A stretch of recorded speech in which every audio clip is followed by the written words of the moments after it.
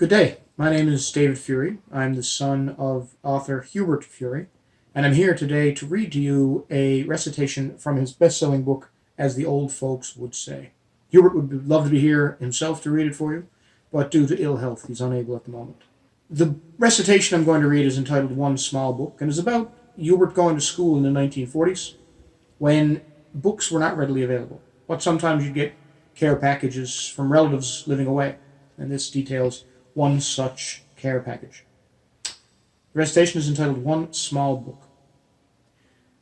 Books to read, when I went to school, there was a woeful lack, except the few you carried in a denim bag upon your back. There were no fancy libraries with rows of books stacked shelf by shelf, and lots of times you had no money to buy a book yourself. Oh, the teachers tried as best they could to teach a dozen grades. I tried it once, and I tell you, sir, they deserve their accolades. But even when they did their best, books were hard to find. There was lots to do for the body back then, but precious little for the mind. But in this tale of dark and woe, there is a ray of light. It's all about a book I got, a book that came one night.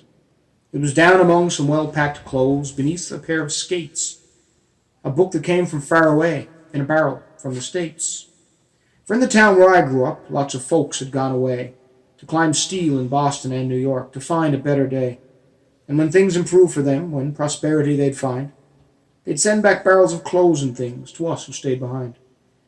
'Twas in one such barrel I found this book from a cousin just as keen as I was for reading, a boy I'd never seen. They'd buy lots of books for him, and when he'd read them through, he'd send them off to Harbour, Maine, so I could read them too. Well, you may depend I was the happiest boy you ever met. A brand new book all mine to keep, you may say, sir, I was set. I stole away to a quiet spot to escape the kitchen noise, to that mysterious house upon the cliff, with those sleuths, the Hardy Boys. Many a happy hour I spent with Frank and Joe and their chubby buddy Chet, and except for the fact that life goes on, I think I'd be there yet. The mystery, the excitement, with each chapter that I read, the dreams I had of solving crimes each night I went to bed. Well, I must have read that book 1,000 times, deaf to the world outside. Then I took my precious book to school to show it off with pride. You should have seen them gather round, begging for a look. I was the star of the classroom show with my brand new mystery book. At recess, the teacher read the book to faces wrapped in awe. There wasn't a stir of movement, sir, the quietest class you ever saw. When the bell would ring and 'twas back to work, many a face would scowl perplexed. They'd have to wait another day to hear what happened next. Well, pretty soon that book was read by every girl and boy. Could you offer that one small book could offer so much joy?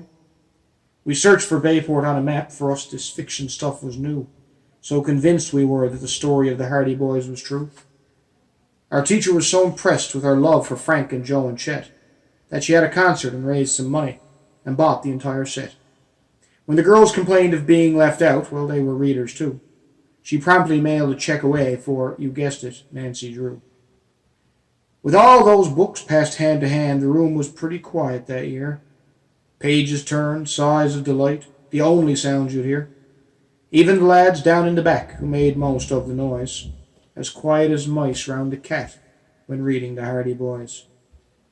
They all left school and went their ways to begin their lives for real. The girls to be secretaries on the base, the boys to work at steel. I'd meet them and they'd talk of books and of how their school days really flew, how their love of reading and books began with the Hardy Boys and Nancy Drew. I don't guess my cousin will ever get thanks enough for the fantastic thing he'd done, the reading he brought into our lives, the excitement, the downright fun. No, he'll never get thanks enough for that marvelous step he took. He got us reading night and day by sending one small book.